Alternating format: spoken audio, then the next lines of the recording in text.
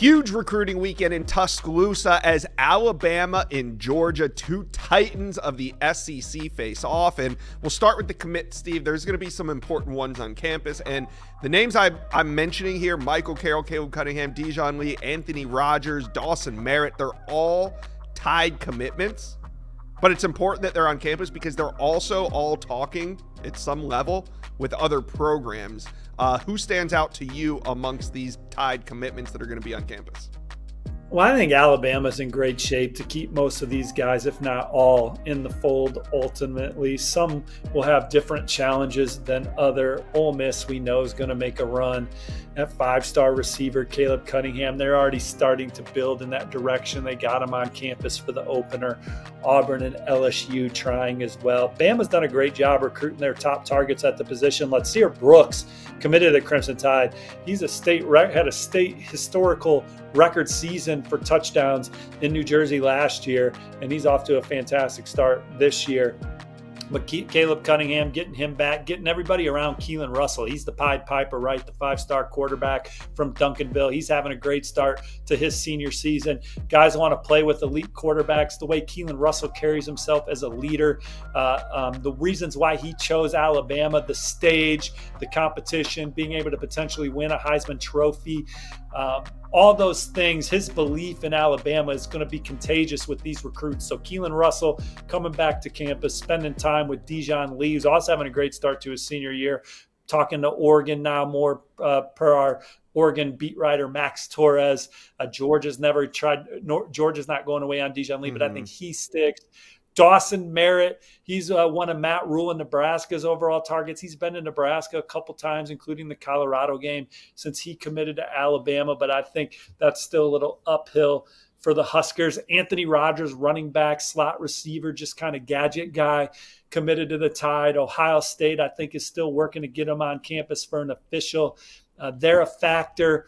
But Anthony's sisters go to Alabama. He's been to every home game this year, so I think they're going to end up being good there. Michael Carroll got Miami and USC warm, going to visit USC. But again, I think he's about 95% locked in with Alabama, if not more. So Daryl Johnson's kind of the one that I look at in Alabama's class and say, hey, anything can happen with Duke Johnson. And he could stick as well, but you got Florida State, Georgia Tech, Auburn, some other programs flirting with him at this point. But huge opportunity on the field. You know, obviously, I try not to put too much stock in the outcome of games and recruitments, but this is an opportunity for Kalen DeBoer, first-year head coach, first major home game in prime time at night. To just get a big win against their conference rival, Georgia, and how that could resonate with recruits. There are so many elite names in 2025 and 2026 and 2027 this weekend. For Kalen DeBoer, he's only lost 12 games as a head coach his entire career. A win here would be phenomenal would be one of the biggest wins in Kalen DeBoer's head coaching career. And he's taking teams to college football playoffs and beyond at various levels. Yeah, and there's going to be some big-name headliners on campus, none other than five-star plus defensive lineman Justice Terry.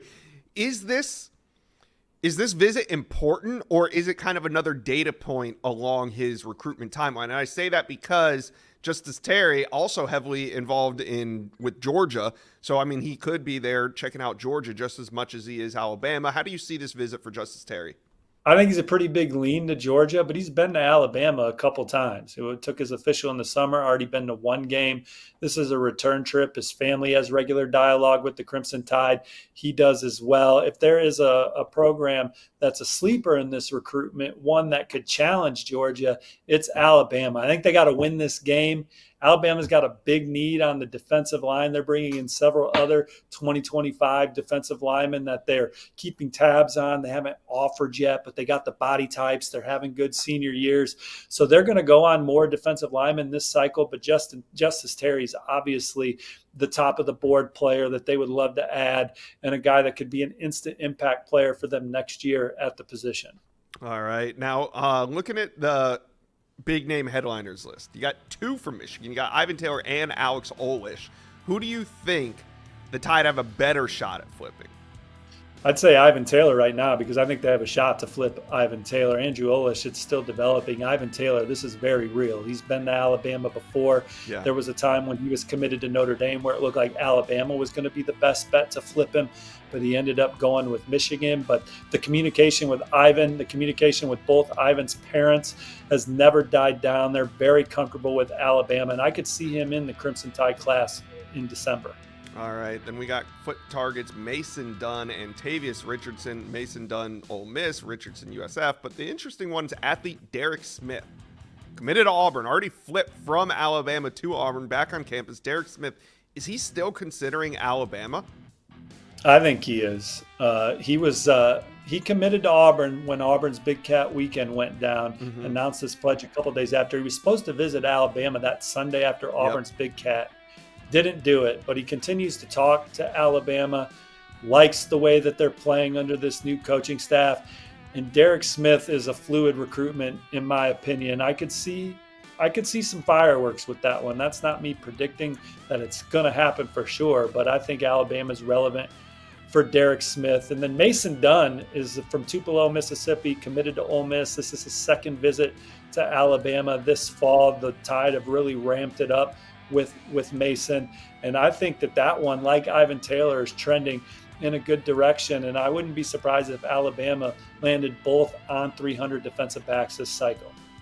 All right. A lot of names going to be on the sidelines for this one. Any other notable 2025 or 2026 recruits that you think will be on campus this weekend at Alabama? Yeah, I mean, it's an absolutely loaded list. Marshall Pritchett's a tight end committed to North Carolina. This will be his second time back in Tuscaloosa since he committed to the Tar Heels. Jaden Breaker's a LSU linebacker commit that Alabama's starting to turn it up for. He's taken his visit. Some of the top names in 2026 and 2027 will be there as well. Head to Bama Online, head to On3 for coverage of what's this massive weekend. And then make sure you watch our Recruit Reaction show on On3's YouTube channel, On3 Recruits YouTube channel. Saturday night, we break down the biggest visits. We break down the game. Will we be talking about Georgia? Will we be talking about Alabama following that game? Josh, who are you on the record for in this Alabama-Georgia game? I'm taking Georgia in this one by 3. I got Georgia by a field goal in this one, but this is going to be the game that we feature on Recruit Reaction. We'll be live as soon as this one ends in prime time. We're going to talk all about this one along with all the other big matchups and big visits that take place. So Alabama fans right now, Georgia fans, tap in, talk to us, give us your score predictions below. We're going to be talking about it all night on Saturday.